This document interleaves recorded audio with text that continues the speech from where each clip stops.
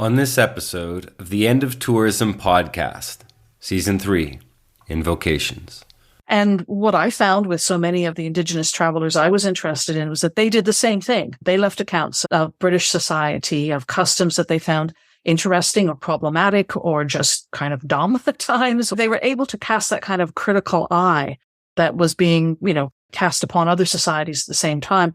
They too had that sort of critical perspective on British society.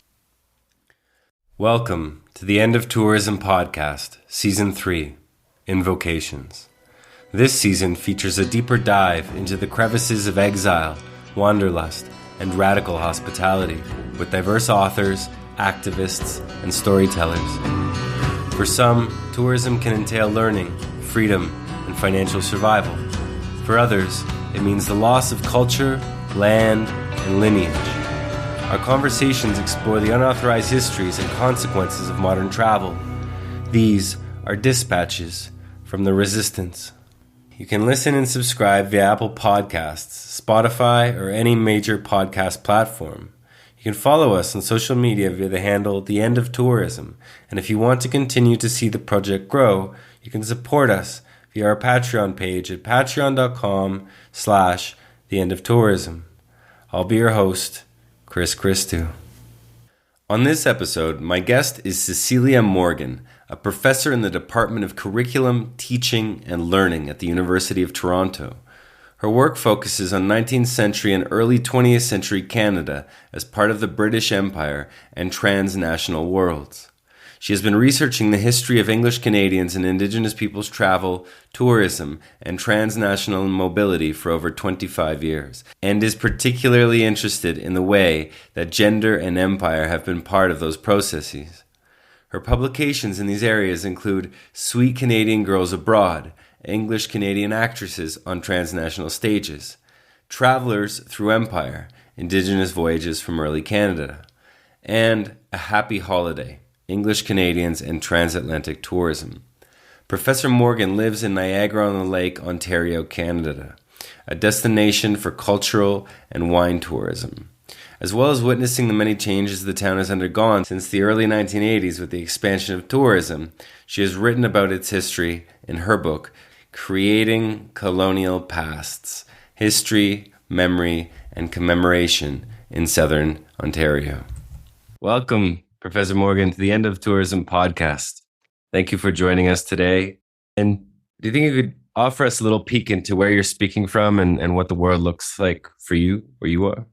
Okay. Well, thanks so much for inviting me, first of all, Chris. I'm delighted to be here. So I am speaking to you from the town of Niagara-on-the-Lake, Ontario, which I should also mention is the traditional home of the neutral people and the Anishinaabe people. It's also covered by Treaty 2 of the Upper Canada Treaties and also by the Dish with One Spoon Agreement General, which is an agreement between Indigenous people to share the land and respect one another's use of it. So where I'm coming from is a town that's very interesting. It has a long history as a home for Loyalist refugees following the American Revolution. It also has a history as a place where enslaved people have lived.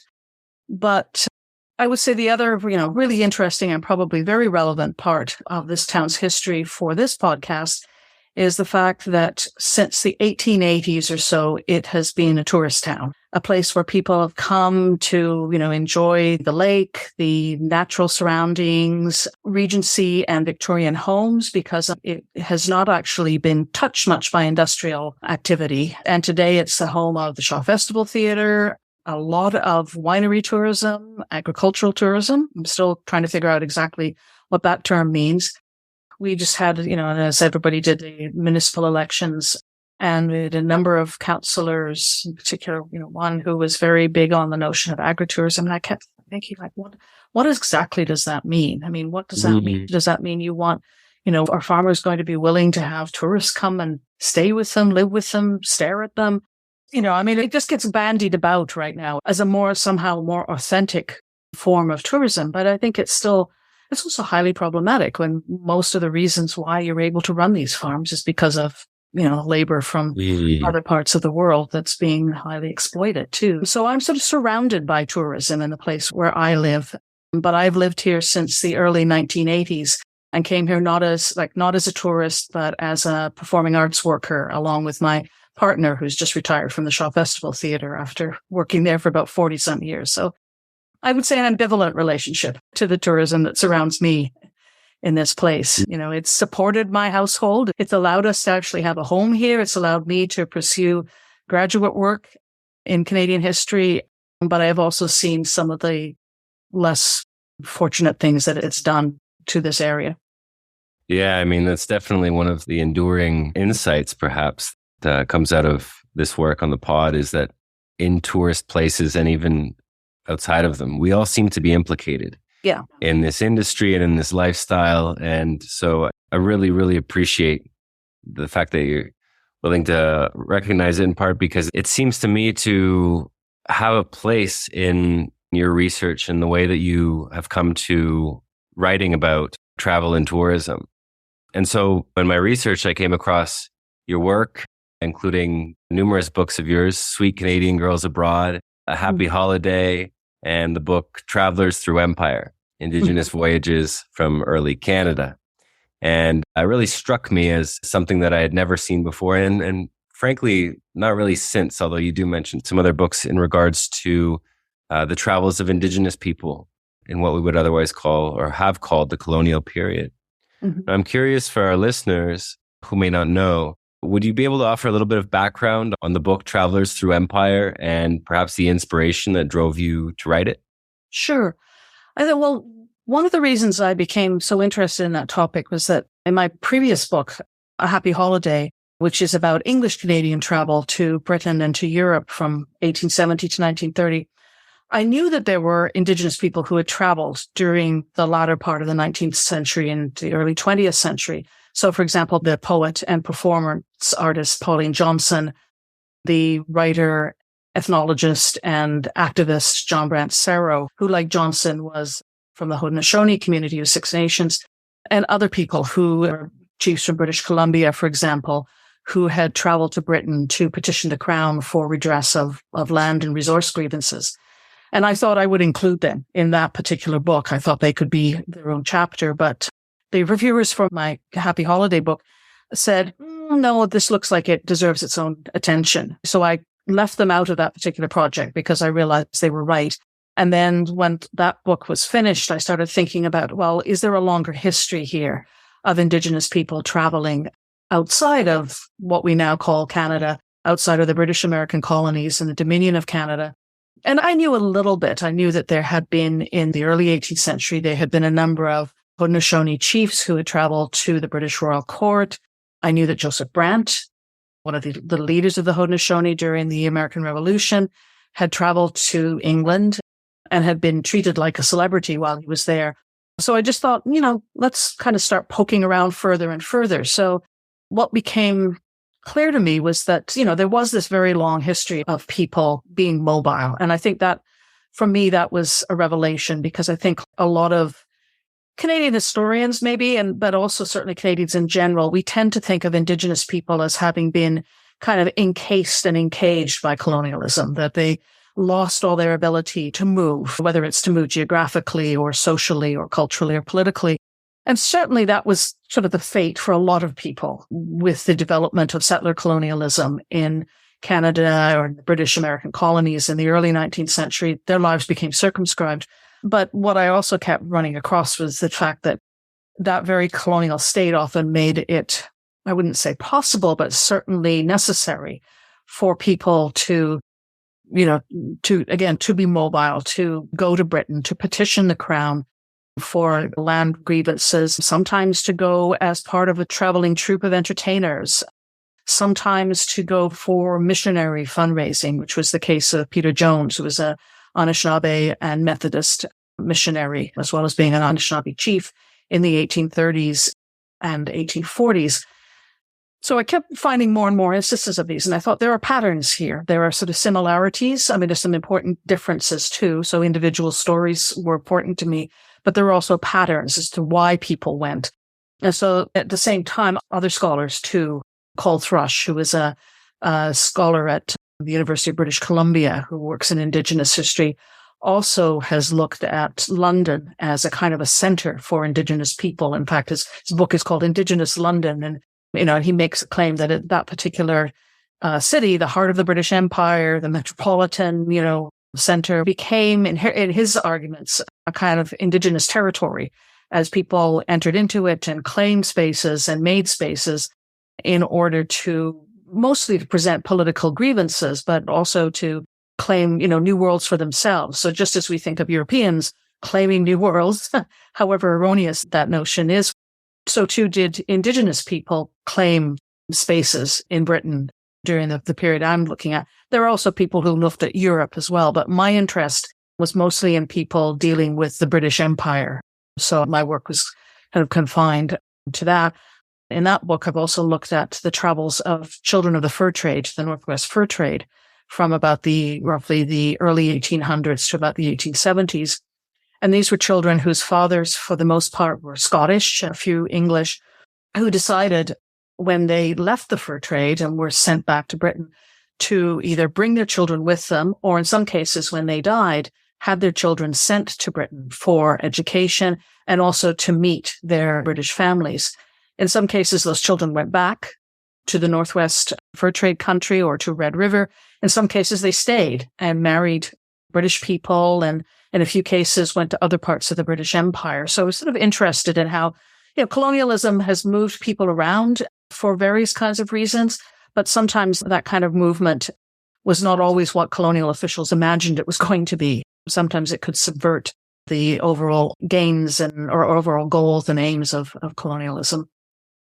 I mean, just even before reading the book, coming to it, it was kind of this light bulb is, okay, so why haven't I heard about this before? Mm-hmm. Right? What is it as a Canadian national that I either learned or was taught to think in regards to Canadian history and the level of mobility of Indigenous people in that? Now, I'm sure I didn't take any classes either in university or high school specifically focused on that, but how is it that a particular imaginary around this notion of mobility arises and can be learned almost unconsciously, perhaps? Another thing that came up in that regard was, surprisingly for me anyways, was that, I almost assumed that none of these travelers would have been Christian, right? And so this is something that you focus on, at least in the first few chapters of the book, that I found really, really fascinating, was that a good amount of these Indigenous travelers from Canada to Britain and perhaps to Europe as well were, in fact, not just baptized Christians, but actually missionaries.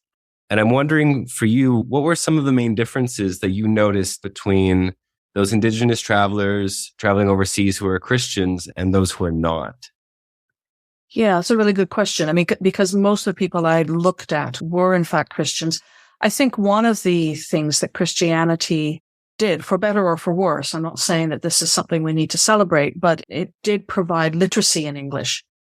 And in some cases, the people I'm looking at, multiple generations of their families had been exposed to Christianity, but it did provide literacy in English and encouraged it to, at least to a certain extent, so that people were able to leave their own accounts. And that was actually something that guided my research. I knew that there were also people who have not left their own accounts, particularly from the 18th century.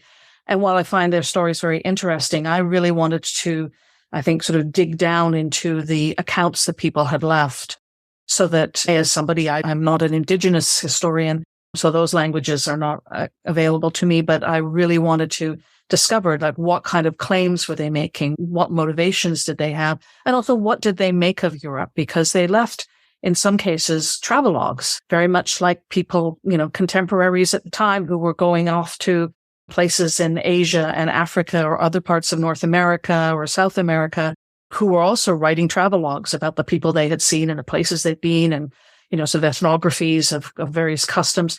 And what I found with so many of the Indigenous travelers I was interested in was that they did the same thing. They left accounts of British society, of customs that they found interesting or problematic or just kind of dumb at times, or, they were able to cast that kind of critical eye that was being, cast upon other societies at the same time.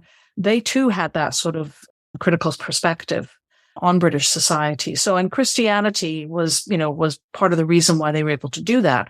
And two, I think for some of the people in the 1830s and 40s that I looked at, this is a moment in which various societies in Britain, this group called the Aborigines Protection Society, other missionary groups, abolitionist societies, were becoming quite concerned about the plight, as they called it, of Indigenous people in settler colonies. So the violence that people were experiencing in Australia, for example, or in Tasmania, the kind of dispossession of land that many Indigenous people were experiencing. And so some of this travel was actually facilitated and assisted by these groups who felt that it was important both for the British Crown to hear these appeals and also for the British public to become aware of the things that were happening in colonies that were being set up under their name, so to speak. So some of these humanitarian organizations also helped people get to England. Peter Jones, the man I mentioned earlier, came both to redress political grievances and the loss of land, but he also came to raise money for missions in Upper Canada, and he was helped in that by the British Methodist Church and other humanitarian organizations. Catherine Sutton, Nanibawikwa, his niece, an Anishinaabe woman who appeared before Queen Victoria in 1860 to petition again for the illegal loss of her land, was helped by the Quakers to get across the ocean, to find sympathetic supporters in London, to find people who would arrange for her to have an audience with Victoria. So religion played a role in bringing these people across the ocean too.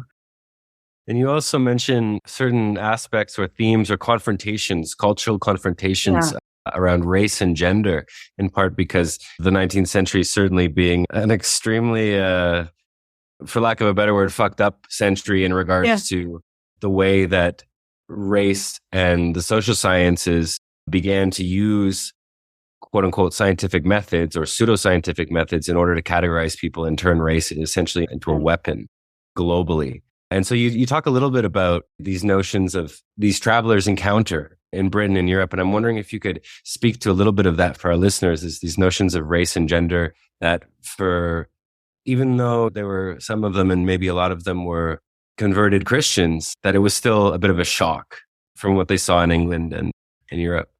No, it's a really good point, Chris. And there's so many different ways to answer that question or engage with that point.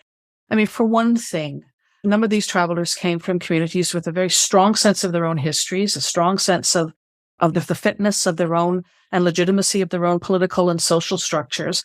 And so when they got to England, they experienced a range of reactions. But I think one of the things that bothered people so much was a sense that they were being treated like exotic spectacles, like specimens in the zoos that were starting to form, some of which also, had displayed Indigenous people themselves, so I think there's all, that sense of shock of not being taken seriously as full human beings who represent societies that from their perspectives was just as developed as British society, runs through a number of, their writings, and at times they would talk about things like the poverty they saw in British cities, social dislocation that industrialization was bringing about, the degradation of people who, were turned out onto the street to beg. And for them, that kind of poverty and the sense that people were being cast out by their societies, I think was very shocking for a number of Indigenous travelers who came from societies where I don't want to romanticize them, but people had a place and were looked after if they encountered difficulties. So I think that's one part of it, that feeling that the kind of discourse and language that settler colonialism used, which was that of Indigenous primitivism and Indigenous inability to cope with modernity, gets kind of really interestingly reversed in their eyes when they go to Britain, because they see that British society is not perfect, that people suffered and that there were grave inequalities, and that things like industrial pollution, for example, were everywhere in so many places, and that alcohol, they were constantly worried about, the introduction of alcohol into their communities. They went to Britain and saw just what kind of damage it could also wreak on British society as well. For me, that's sort of a very strong part of their reaction. And I think too, the notion of race becoming increasingly understood in biological and scientific terms is something that starts to shift over the course of the 19th century and becomes much more hardened. And for a number of these people who saw themselves as being perfectly able to adapt to new social conditions, new challenges, but to go to places where they're being seen as sort of primitive leftovers or sort of ethnographic specimens of a bygone time didn't make any sense to them at all. It didn't accord with their sense of who they were as full human beings. You know, you speak about this notion of spectacle, and in your book, there's throughout the chapters, a lot of the people or some of the Indigenous people who traveled from what today is Canada to England and Europe at the time were engaged in performance. And in this context, you know, it's generally referred to as spectacle. But you also describe the agency of the Indigenous travelers understanding that they were very much being entered into spectacle, and that they were doing so consciously. They were entering themselves into this, in part as a form of resistance to empire. And I'm wondering if you could speak a little bit to that. Sure. I mean, I see this in the 1840s, for example, when Anishinaabe performers go quite subconsciously as performers to England.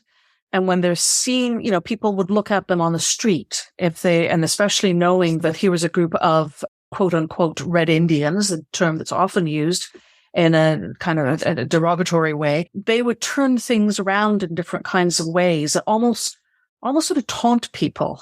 I have this one instance of one particular performer and his cohort, throwing coins at people and then watching them scramble for them and laughing and saying, "You are no better. You think that you are superior to us, and you come and you gaze upon us, but you really know better." And certainly in many ways, you're showing that you are more degraded.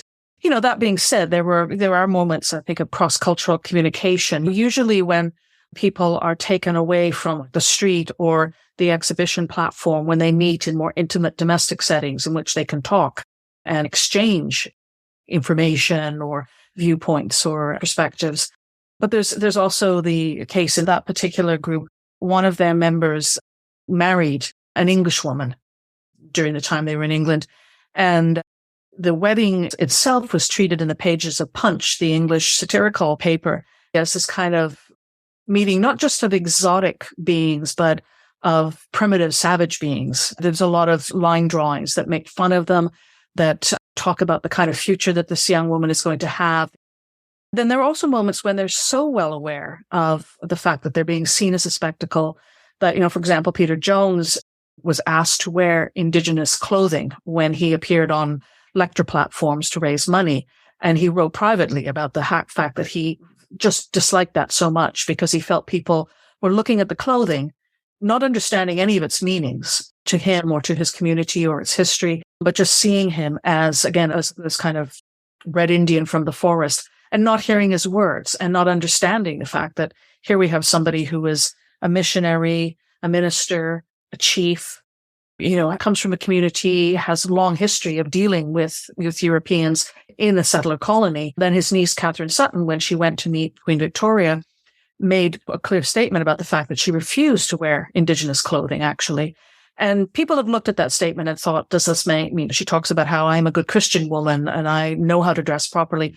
And some people have said, well, that just indicates her degree of assimilation, which could be the case. But I also think she was well aware of the fact that when her uncle appeared, because she was with him on one of his tours, people didn't listen to him so much or understand the fullness of his humanity. They just saw a stereotype. And I think that's also what she was doing as well, because she made no bones about the fact that she was, in her words, an Indian woman. And she was very proud of that history and of that ancestry. And then later in the 19th century, you see, and early 20th century, you see people like Pauline Johnson and John Brant-Serro wearing Indigenous clothing very specifically and very strategically at times. Johnson, as she did in her tours of North America, would start the first part of her performance wearing a kind of a bricolage of Indigenous clothing that she had created herself. And then she would also wear European clothing in the next part. And she would show that she was perfectly capable of transitioning between those worlds. Brant-Serro did the same thing. He would sometimes appear in Haudenosaunee clothing and then in a black suit and a white shirt and a black tie to give, lectures on his people's ethnography. And I think too, it's saying to people, I can move between these two communities. And it's not that I'm conflicted, but I can claim these things and they're all part of me. They're not, I'm not one thing or another. I mean, again, I think, these things are always complicated, but I think these are political statements that people were making. I mean, Brant Serrow appeared in Folkestone in southern England as part of a male beauty pageant wearing his Indigenous clothing, but he did not win. He came in second to another man. But I think it's also partly too, for him, there's this whole discourse of the vanishing Indian that is created at least in the early 19th century, if not earlier, and then picks up legs and really has a lot of purchase for people. So there's, people think that yes, there are Indigenous people around, but their culture is gone. It's been steamrolled over by this sort of superior white civilization. And I think one of the things that Brant Serrow was constantly doing was saying, I am still here as an Indian man. But that doesn't mean that I also don't know how to maneuver and manipulate and strategize my way through European society as well.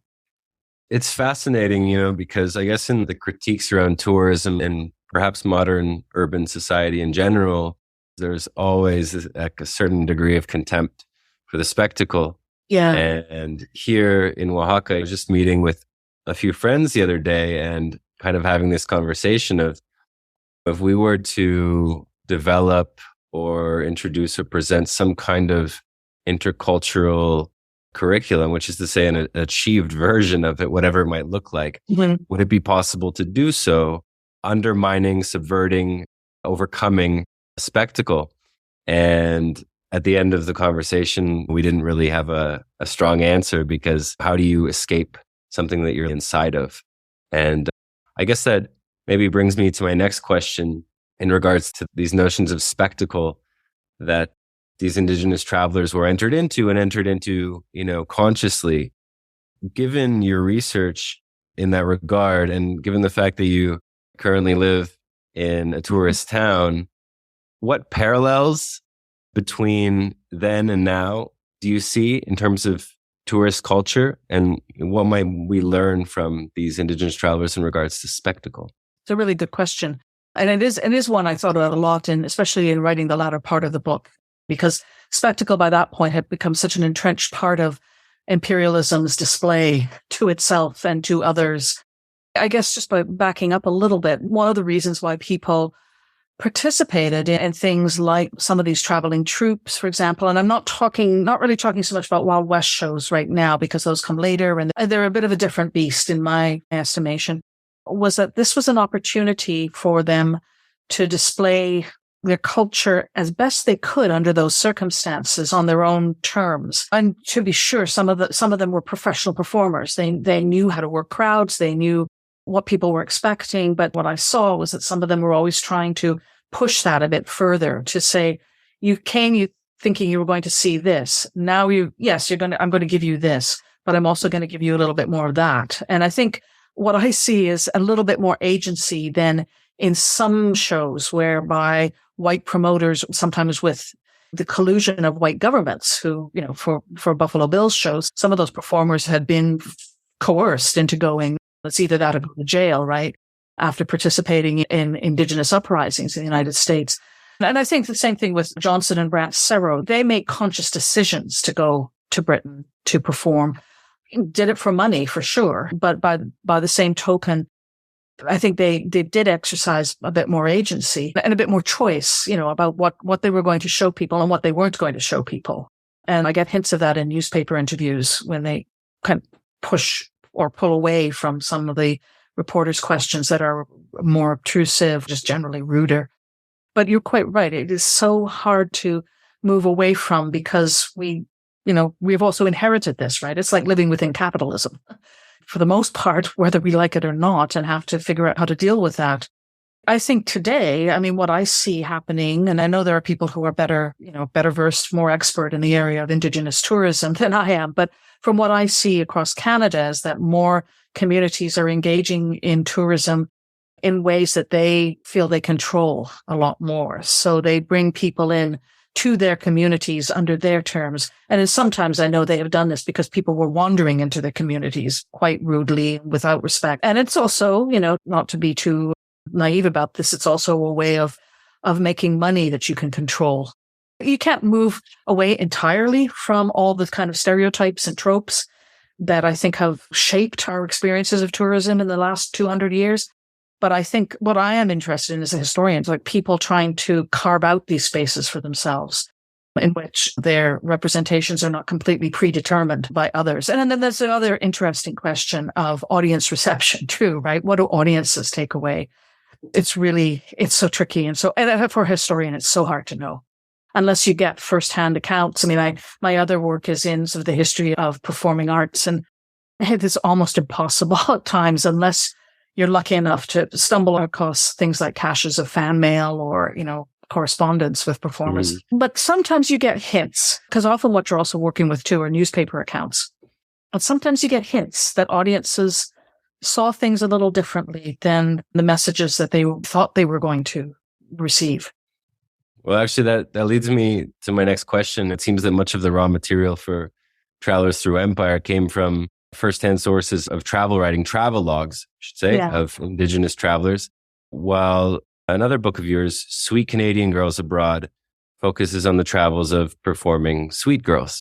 Now, I'm curious for you, what major differences, if any, you noted between these travelers' accounts of how their influence, what major differences you saw in, I guess, between Indigenous travelers and these quote unquote sweet girls? And maybe you could just preface that by offering our listeners a little bit of who's sweet girls. Oh, my sweet girls. So Sweet Canadian Girls Abroad refers to a group of women. In my case, they're white, they're English speaking. And for the most part, they were born in Canada, although some grew up in Canada, had strong Canadian affiliations. They weren't necessarily Canadian born, who made their living as professional actresses between roughly 1870s and the 1940s. Most of these women performed in the United States. A small, but I think significant minority also went to Britain and, again, made their living performing in Britain. A few of them not only toured the United States extensively and also Canada, but they also went to Australia and New Zealand. That's a small group, but I think an interesting group. I was interested in looking at them partly because of my own background working in the performing arts many years ago before I became a historian, but also because when I was researching my book on English-Canadian overseas travel, I kept seeing all these discussions about these Canadians who had made it on the Broadway stage or had made it in the West End of London, sort of the late 19th, early 20th century iterations of things that we still talk about today. And I thought, wow, there's something very interesting going on, because I was also at the same time seeing a lot of discussions of people going to theater as part of their tourist experiences, so going to theater in Britain, which again kind of contradicted my notion of how popular theater might have been in this period. And it seemed to me that it was actually a lot more popular than I assumed. So these were women who appeared in a kind of a whole variety of different productions. Shakespeare for sure, almost all of them did Shakespeare at some point, but comedies, melodramas, in some cases musicals, and musical reviews, and a few in vaudeville. But for the most part, I was interested in people who made their living on quote unquote legitimate stage. And I sort of wanted to see how did they get involved in this? What were their lives like? What were their careers like? How much attention did they receive? And I found that particularly for some of them, quite a lot of attention, actually. These were women who nobody would know about them now. But in their time, a number of them were very well known, very well respected, were celebrities, basically. So those are my sweet Canadian girls. And what differences, if any, you see between, in regards to that celebrity, between them and maybe in their travels as well, if there's anything that you picked up on, because, we could say performing arts, but certainly there's a degree of spectacle in that as well. Oh, definitely. One of the sort of big spectacles a number of them appeared in were things like not just Shakespeare, but also historical dramas that were often staged as much for their use of particular, or their reenactment, loosely based, of particular historical periods as much as they were for the merits of their scripts. So like big productions in which castle would appear on stage and animals and all kinds of special effects.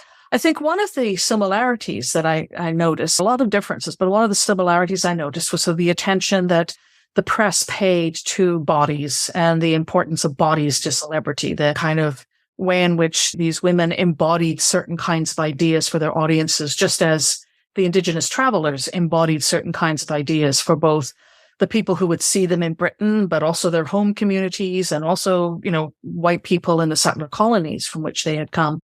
But I think one of the big differences that kind of surprised me a bit, Chris, was the fact that I was able to get at, travel logs. I was able to get at personal writings for a number of the people that I looked at in the Indigenous travelers books.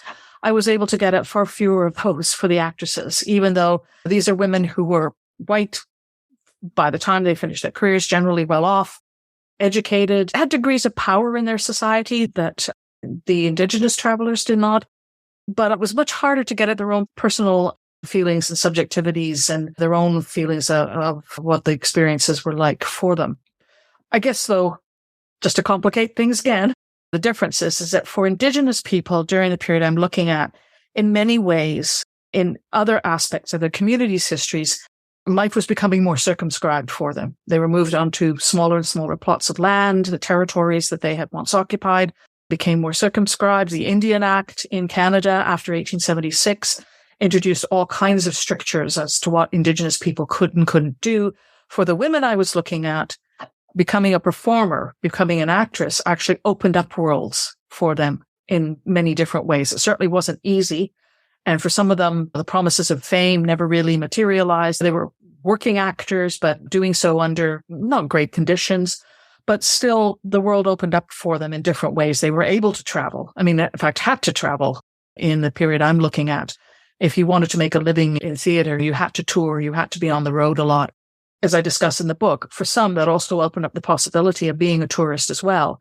And some of them actually wrote about their experiences of being on a train, looking at scenery, going to places like Hawaii and commenting on Indigenous people there or Indigenous people in Australia or, visiting places and seeing people that they never would have seen had they stayed in the town or the city they were born in.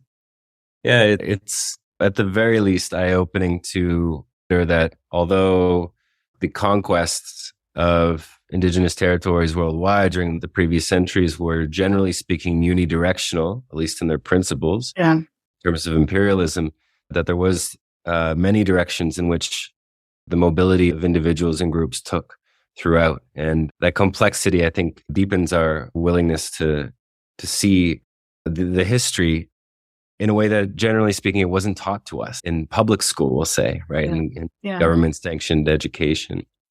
In that regard, to kind of slowly come to a conclusion, I'd like to return to that notion and the complexity that is absolutely required if we're going to proceed towards any form of interculturality or, reconciliation in Canada and other places between colonial governments and Indigenous people. And so I'd like to return to your book for a moment, Travelers Through Empire. And I pulled a couple quotes from the book that I'd love to read, if I may, very quickly. So the first one is, overseas travel then might mean the chance to defend rights to land and call attention to the betrayals of colonial administrations, as well as giving Christian Indigenous people a platform from which they could demand humanitarian support and sympathy from their audiences. Emotional bonds might lead, not to mourning, but to political activism. And of course, you're speaking in regards to the 19th century there.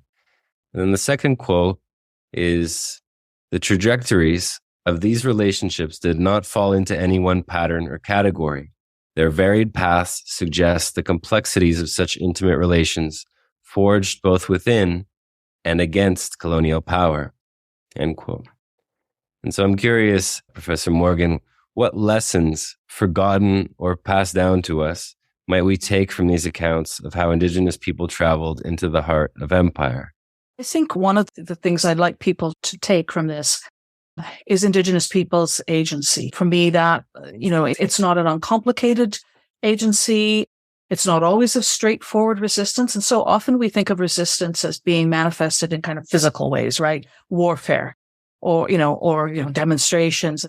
But I think resistance could take many different forms. And people who have looked at various communities, both Indigenous ones, African American ones, have seen resistance taking, more subtle forms. But it's still resistance. It's still a disavowal of one person's power over you or an institution's power over you. So I hope that people could, think about that as part of that lesson. And it's a resistance that's produced within colonialism. I don't want to be, again, to sound naive or let people think that this is somehow taking place outside of the structures and strictures of colonialism. It's something that's come about because of things that colonists have done. But nevertheless, a two-way process may sound too simplistic, but it's a more multi-factual or a more multi-level kind of process in which people engage in different ways according to what they can do at certain moments and what they can't do too.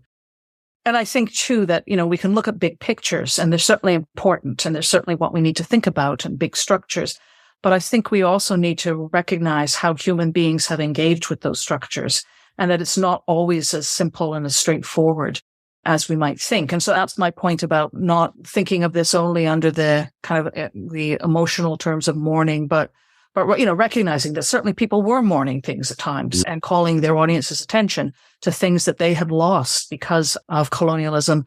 But at the same time, they were also remaking and reshaping. And I think that needs to be part of our understanding of the period too. For me, it's not an either or kind of situation. But I think if we can take that theme of agency exercised in different kinds of more subtle ways, as well as the big obvious ways, then I think we understand the past a lot better. And I think it also stops us from feeling both sort of mourning ourselves, but also avoiding something that the sort of very influential English historian E.P. Thompson talks about, which is the kind of condescension of the present towards the past. That people in the past were just as complicated as we are today, and struggling, maybe not exactly with the same kinds of things, but struggling with questions that are not that dissimilar. I mean, I can say that I think with some ease because I studied the 19th century, and so much of what we deal with today has its roots in some way, shape, or form, I think, in the 19th century.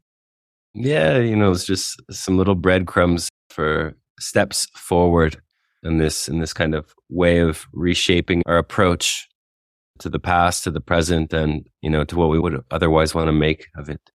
Yeah. I mean, and I love studying the past for all kinds of reasons. I mean, one of the reasons is that, having said that, yes, so much of what we deal with is rooted in that 19th century, but so much of the 19th century is also different from us. And that also fascinates me.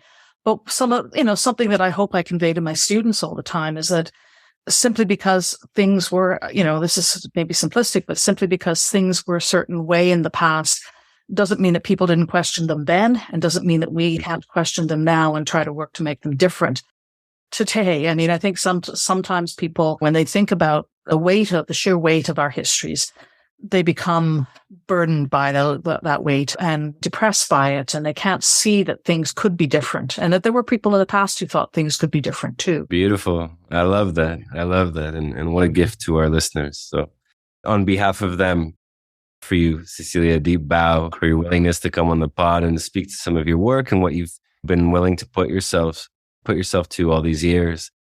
And before we depart, how might our listeners find out more about your work? How might they find Travelers Through Empire, Sweet Canadian Girls Abroad, A Happy Holiday? Okay, so my university has just redone all of our faculty website profiles. So if your listeners are interested, they can, just Google me at the University of Toronto, and they'll be able to find their way to my website profile. It's within the Department of Curriculum, Teaching and Learning. So that's another way of finding me. If you go into that website, pull up the faculty profiles, you'll find mine on that list, and they can see my profile there. But I'm so happy to be able to, come on the podcast and talk about these things. And thank you so much for inviting me, Chris. It's been a great discussion. I really enjoyed it. It's my pleasure. It's my pleasure, Cecilia. I mean, Travelers Through Empire was absolutely groundbreaking read for me. So I encourage all my listeners to go out and find it and take a read. Thanks for listening, everyone. For more, you can check out the homework section under each episode on our website at theendoftourism.com. We'd also like to offer a deep bow of gratitude for our patrons who ensure that the project keeps growing and so that all of you can listen without a paywall.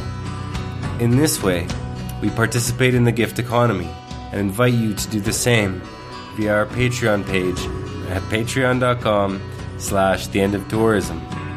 Likewise, you can follow us on social media via the handle The End of Tourism. Until next time, farewell, friends.